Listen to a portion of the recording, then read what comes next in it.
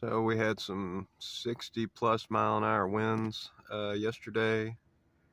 and when I went to leave today, this is somebody down the street, and that was a pretty good sized barn, but it's just from